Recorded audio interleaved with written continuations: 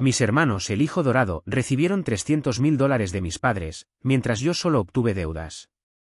Encima se burlaron de mi pequeña boda que tuve que costear yo mismo. Y al final estallé en la cena familiar. Hola a todos, soy Nicolás, 28M, y vengo a desahogarme un poco porque ya no sé cómo lidiar con la situación con mi familia. Nunca he sido muy afín a exponer mis cosas personales en Internet, pero a estas alturas creo que necesito escuchar otras perspectivas. Advierto que esto puede que sea largo porque quiero que se entienda bien el contexto. Soy el segundo de 4 hermanos. Mis padres, Henry, 56M, y Olivia, 53F, siempre han sido algo convencionales en su forma de criar hijos, pero con el tiempo he descubierto que las reglas son diferentes para cada uno de nosotros. Tengo un hermano mayor, Oliver, 31M, otro hermano que me sigue por 3 años, Liam, 25M, y una hermana menor, Camille, 22F. Desde niño, he sentido que la atención gravitaba casi totalmente alrededor de Oliver y Liam, y un poco más tarde, alrededor de Camille. Ellos 3 siempre han sido la luz de los ojos de mis padres. A mí no es que me maltrataran directamente, pero digamos que mis triunfos eran pasados por alto o recibían un «ah, qué bien», sin entusiasmo. Mientras tanto, si mis hermanos respiraban más fuerte de lo normal, era fiesta nacional. Pondré un ejemplo de cuando éramos más chicos. Crecimos en la costa este de Estados Unidos, en un pequeño pueblo cerca de Jacksonville, Florida. Íbamos a la misma escuela pública del condado. Cuando Oliver cumplió 16, le compraron un carro seminuevo, un Honda Civic decente, para que pudiera moverse sin problemas. Poco después, cuando Liam cumplió 16, mis padres ya estaban mejor de dinero y decidieron comprarle un auto nuevo de agencia, un SUV bastante costoso. Pensé, bueno, quizá a mí también me toque algo cuando sea mi turno. Pero al llegar mis 16, lo que me dieron fue un simple, quizá puedas ahorrar y comprarte tú mismo un auto usado, Nico. Así aprendes responsabilidad. Cuando Camille llegó a los 16, ni siquiera tuvo que esperar, mis padres sacaron un crédito para comprarle un sedán último modelo con el argumento de que una chica necesita un vehículo seguro para la universidad. Y yo, nada. Como era de esperarse, me tocó trabajar medio tiempo en un restaurante de comida rápida para financiar mis propias clases de manejo, comprar mi chatarrita y sostener los gastos. Pensé que, con el paso de los años, las cosas cambiarían. A veces uno se dice, mis padres no se dan cuenta, es un simple descuido. Pero con el tiempo, comprendí que no era un despiste sino un patrón. Sucedió con el tema de la universidad. Oliver ingresó a una reconocida escuela de negocios en Boston. Mis padres le pagaron la mayoría de la matrícula y alojamiento. Liam, al terminar la secundaria, viajó a Texas para estudiar ingeniería en una universidad privada carísima. Le financiaron la mayor parte de los costos con la excusa de que era el prodigio de la familia. Cuando me gradué de la prepa con un muy buen promedio, la respuesta fue, podrías intentar agarrar becas y préstamos, hijo. No podemos mantener a todos. Así que me endeudé hasta las cejas para terminar mi carrera de periodismo. Y luego Camille, obvio, recibió todo el apoyo para mudarse a Seattle y empezar sus estudios en diseño gráfico. No le reprocho a ella, no tiene la culpa de que mis padres la sobreprotejan. Pero el resentimiento empezó a acumularse. Lo que rebalsó el vaso fue el tema de mi boda. Me casé con mi novia de toda la vida, Audrey, 27F, el año pasado. Fue algo sencillo, un evento pequeño pero precioso, en la playa. Pagamos todo con nuestros ahorros. Mientras tanto, y ahí va la diferencia, Oliver tuvo una boda en Hawái que mis padres financiaron en buena parte, Liam se casó en una elegante hacienda en Georgia, pagada casi completamente por mis padres, y ahora se habla de que Camille podría comprometerse con su novio, otro genio de la programación que tiene una startup en California, y mis padres ya están planeando regalarle una recepción estilo jardín en Napa Valley. Ver esa diferencia duele, pero lo peor fue que, la semana pasada, mis hermanos organizaron una comida familiar en casa de mis padres para ponernos al día. Lo que sucedió ahí me sacó de mis casillas. Ya no podía soportar que bromearan con la frase, tu boda íntima no estuvo mal. Fue un lindo detalle que Audrey se encargara de la mayoría de los gastos, ¿no? Como si hubiera sido una limosna, como si lo nuestro hubiera sido una fiesta mediocre porque no contamos con una fuente inagotable de dinero proveniente de mis padres. Sentí tanta rabia e impotencia que tuve que levantarme y salir antes de lanzar alguna barbaridad. Mi madre me siguió, preguntando qué pasaba. Y por primera vez, decidí soltar todo lo que he cargado en mi pecho desde hace años. Cuando salí de la casa de mis padres aquella noche, sentía un nudo en la garganta. Mi madre, Olivia, me siguió hasta el porche, y ahí fue cuando exploté. No grité, pero mi tono de voz traicionaba toda la frustración que he ido acumulando durante años. Le dije que estaba harto de ser la última prioridad, de ver a Oliver y Liam presumir los coches, las vacaciones pagadas, las donaciones de nuestros padres a sus causas personales, mientras a mí se me exigía ser independiente. Le expliqué que no es que quisiera que me pagaran todo, pero sí algo de apoyo o, al menos, reconocimiento. Porque cuando ni eso llega, uno se siente traicionado y dejado de lado. Mi madre, con una expresión de sorpresa, no daba crédito a lo que escuchaba. Al principio, me soltó un, ay, hijo, no exageres, tú siempre has tenido lo tuyo. ¿No querías ese Honda viejo cuando cumpliste 16, o sí?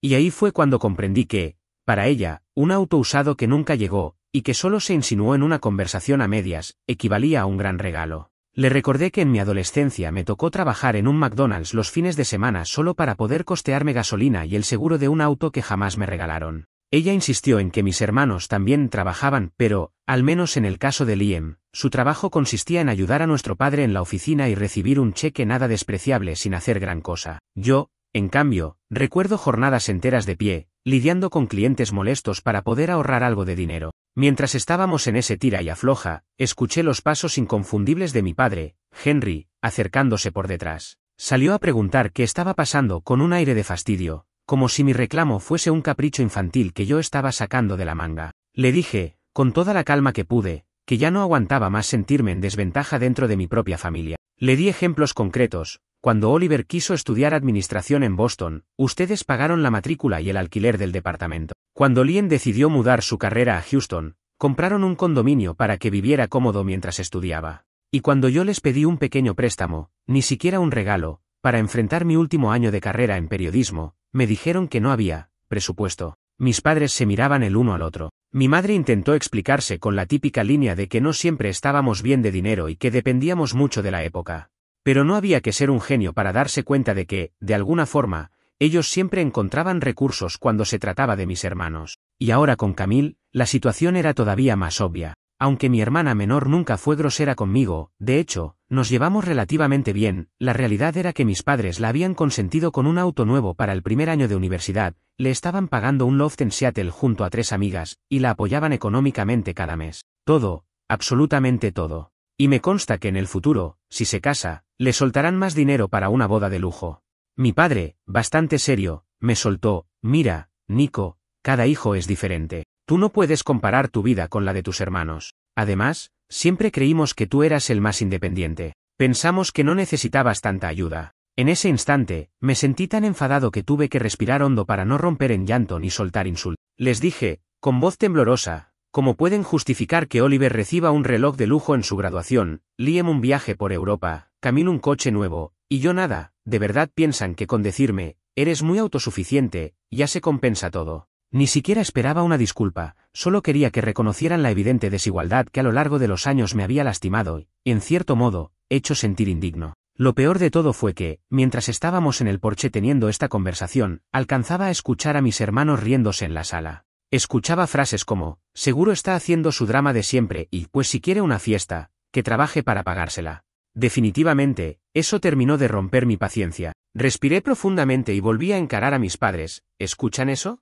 Ese es el respeto que me tienen mis hermanos. Y ha crecido así, en parte, porque ustedes los han criado para creer que son más importantes que yo, que merecen todo sin esfuerzo, mientras yo me las arreglo como pueda. Duele, ¿saben? Me gustaría verlos a ustedes en mi posición. Cuando terminé de soltar eso, mi madre se quedó sin palabras. Mi padre hizo amago de responder, pero solo se quedó en silencio unos segundos. Fue Aurey, mi esposa, quien apareció a calmar el ambiente. Había permanecido dentro todo ese rato, soportando como podía la tensión. Se asomó y me tomó del brazo, sugiriendo que nos fuéramos. No vale la pena seguir discutiendo si no quieren escuchar, me susurró con ternura. Aún así, mis padres insistieron en que no me fuera, que teníamos que hablarlo con calma. Pero ya era tarde. Yo me sentía traicionado y cansado de suplicar validación en mi propia casa. Regresé a la sala con ellos y simplemente anuncié que necesitaba aire, necesitaba un tiempo lejos de todo. Oliver y Liam me miraron con expresión burlona. Antes de salir, les dije, con la voz un poco quebrada, lo admito, los felicito por su vida perfecta financiada por mamá y papá. Espero la disfruten. Y salí. Me fui directamente a mi auto, un sedán baratísimo que todavía estoy pagando, y conduje hasta nuestro pequeño departamento en las afueras de Jacksonville. Aurey me siguió en su coche, preocupada. La llamada de mi madre no tardó. Esa misma noche, alrededor de la medianoche, me marcó para comprobar si estaba bien y, entre llantos, comentarme que quizá no habían sido justos conmigo. Fue la primera vez que ella misma lo admitió, aunque con muchas reservas. Aún así, justificó todo con excusas, como el hecho de que mis padres querían darme ayuda pero yo nunca la pedía formalmente. Con un nudo en la garganta, se lo expliqué otra vez, no se trata de pedir, mamá. Se trata de que ustedes, de motu propio, apoyaban a mis hermanos. Y a mí no, y cuando me acerqué, era demasiado tarde o no había fondos o me decían que simplemente era mejor para mi carácter arreglármelas solo. Al final de la llamada, me sentí extraño. Una mezcla de alivio y enojo.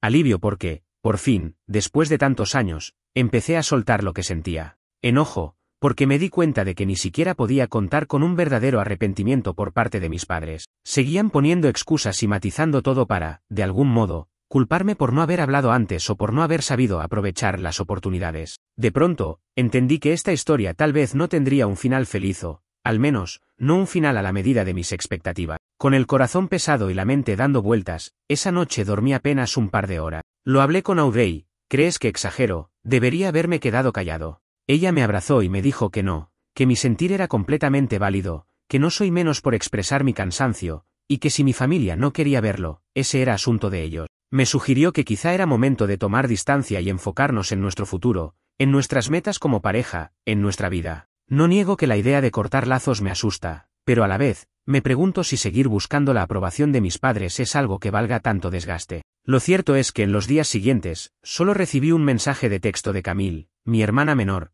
preguntándome si estaba bien. Ella, sinceramente, nunca se burló de mí y se ha mostrado comprensiva, aunque realmente vive en su propia burbuja. Muchas veces no se entera de lo que pasa porque mis padres la han criado así, en un ambiente donde todos se lo facilitan. Y, aún así, no me gustaría cargarla con este tema que es mayormente entre mis padres y yo.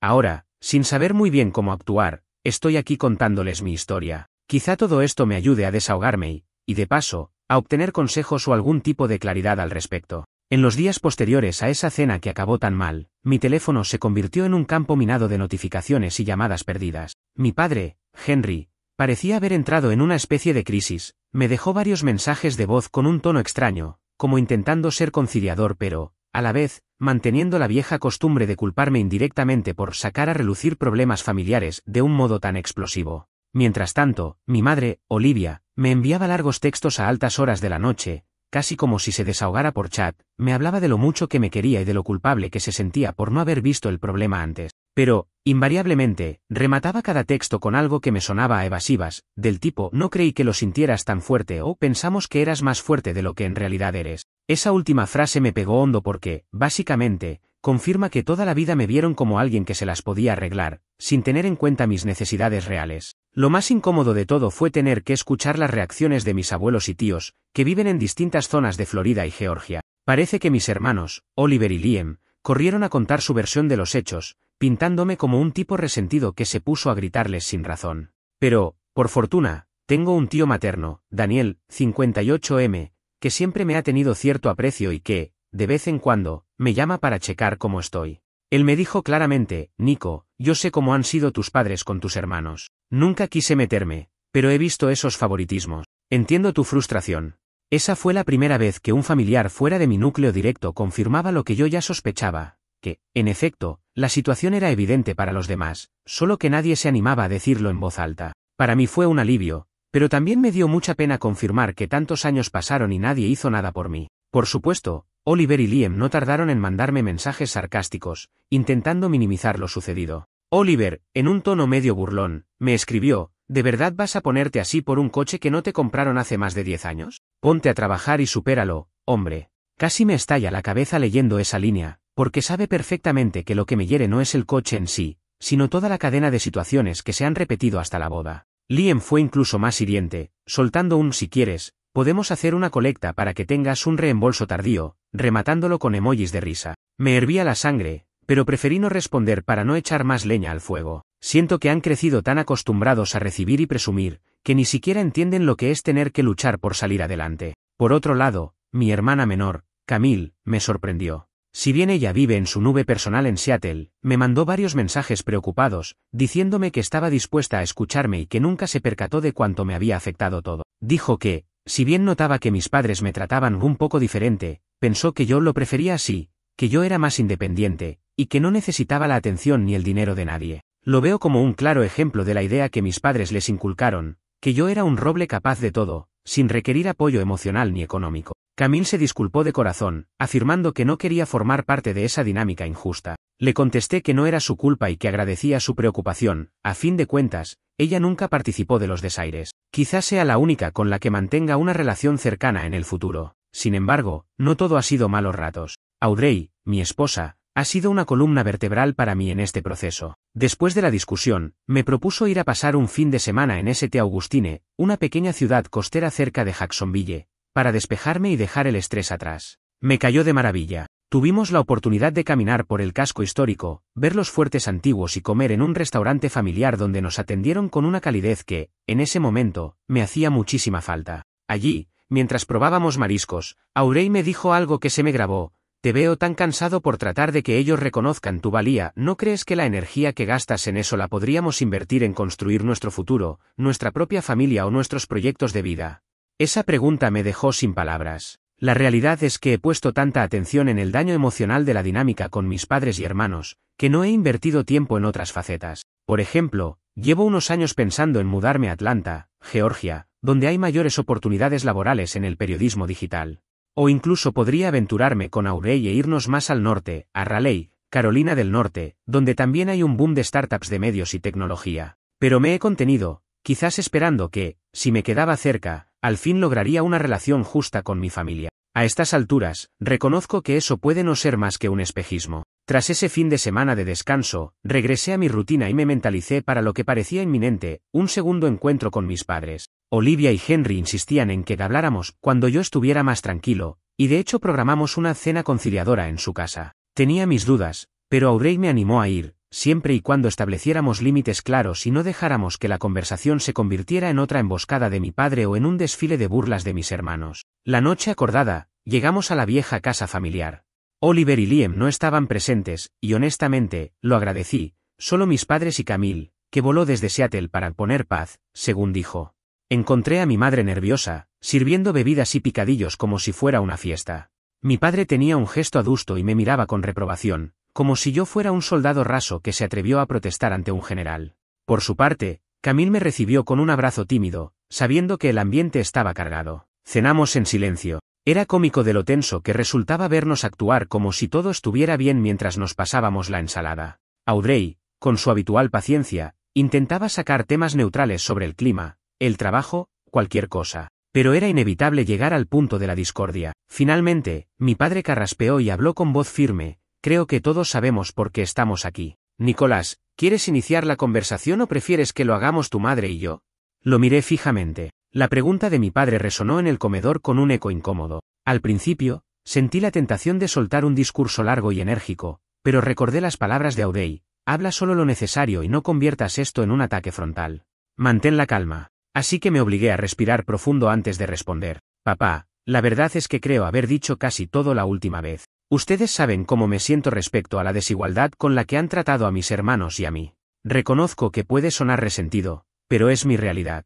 He vivido durante años viendo cómo Oliver y Liam recibían beneficios económicos y atenciones que a mí nunca me llegaron. También sé que Camille ha tenido muchos lujos y que no es un secreto que la adoran, algo que me parece bien, siempre y cuando no implique ignorar mis necesidades o mis logros. En ese instante, miré a mi madre. Ella tenía el ceño fruncido y su mirada denotaba una mezcla de preocupación y algo de culpa. Con voz baja, dijo: hijo, he estado pensando en todo lo que dijiste. De verdad lamento que te hayas sentido desplazado. Tal vez fuimos demasiado permisivos con Oliver y Liam, y con Camille, se interrumpió, buscando las palabras adecuadas. Nunca imaginé que lo que hacíamos podría herirte tanto. Pensé que, como eras tan trabajador y tan independiente, estabas bien. Repetían de nuevo aquello de la independencia, esa etiqueta que me habían colgado desde la adolescencia para justificar el no apoyarme. Me esforcé por no responder con sarcasmo. En lugar de eso, asentí suavemente. Lo entiendo, mamá.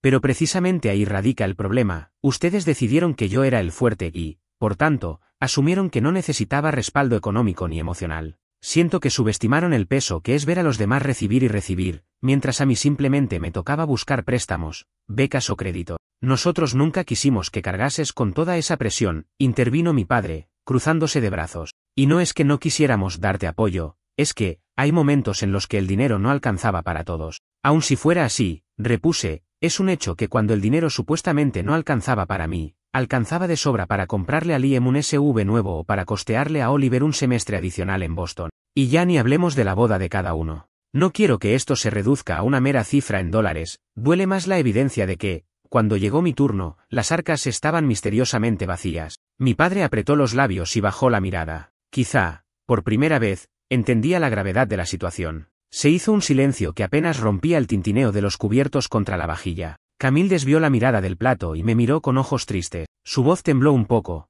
Nico, siento haber sido tan ciega. De verdad pensaba que tú estabas bien con tu trabajo y que no necesitabas nada. Si en algo puedo ayudarte, por favor dímelo. No quiero que nuestra relación termine por esto.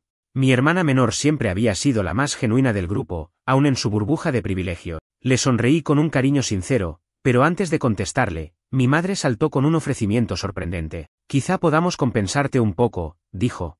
Hemos estado hablando con tu padre y queremos ayudarte con tu hipoteca actual, o, si lo prefieres, podríamos costearte un posgrado o un curso profesional, lo que gustes. Sabemos que no borra todo lo pasado, pero es algo que podemos hacer ahora. Era tentador.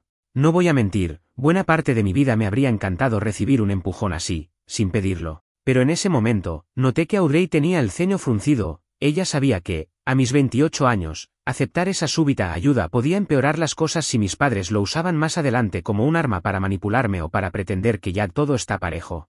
Me tomé unos segundos para procesarlo antes de responder. Aprecio la intención, de verdad. Pero, no sé si quiero que esto se arregle con dinero. Es decir, sí, me vendría de maravilla tener menos deudas o poder hacer un posgrado sin romperme el lomo para pagarlo, pero ¿eso realmente solucionará la raíz del problema?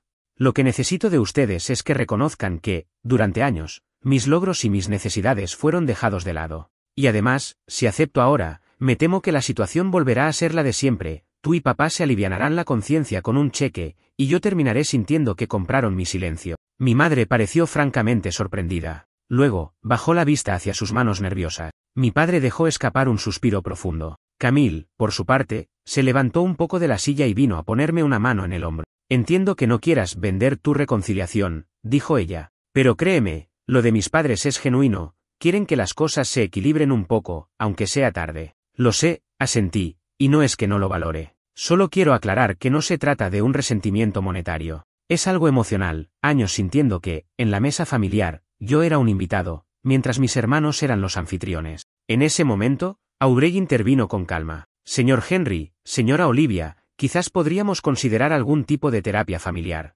Algo que nos ayude a manejar estos resentimientos y expectativas. Nico y yo hemos estado yendo a terapia de pareja en el pasado, y nos ha funcionado muy bien. Podría ser un espacio neutral para procesar tanta historia. Noté que mi padre frunció un poco el ceño. No parecía muy entusiasmado con la idea de hablar nuestros asuntos frente a un profesional.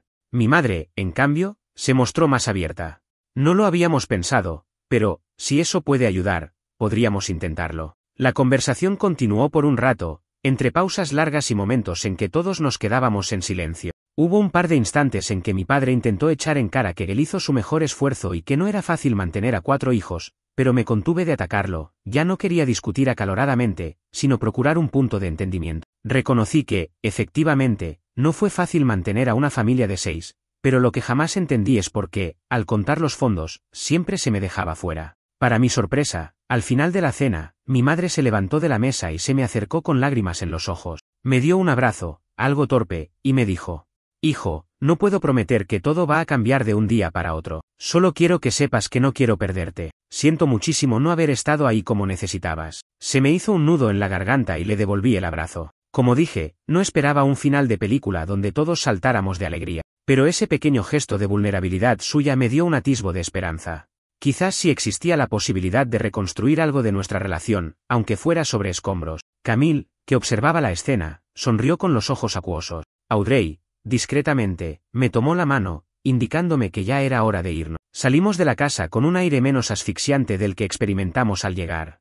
No resolvimos todas las diferencias, ni mucho menos, pero al menos había apertura para seguir hablando. Esa noche, de regreso en nuestro pequeño departamento, Audrey y yo nos sentamos en el sofá sin siquiera encender la televisión. Me preguntó cómo me sentía, y le contesté que estaba, extraño, como si estuviera a medio camino entre la rabia y el alivio. Expresar esto a mi familia, Escucharlos admitir, aunque sea a medias, su responsabilidad, y ver a mi hermana menor apoyarme sin reservas, me hacía pensar que no todo estaba perdido. Sin embargo, soy consciente de que queda un largo trecho por recorrer. Sé que Oliver y Liam no van a cambiar de la noche a la mañana. Seguramente seguirán viendo el mundo desde su torre de privilegios, sin reconocer el daño que provocan sus burlas. Mi prioridad, al menos por ahora, es centrarme en mi proyecto de vida con Audrey, quizá buscar mejores oportunidades laborales fuera de Jacksonville y no hipotecar mi estabilidad emocional al vaivén de un perdón familiar que tal vez nunca llegue del todo. La moraleja, si es que la hay, es que a veces la familia no se da cuenta, o no quiere darse cuenta, de cómo sus acciones hieren a uno de sus miembros.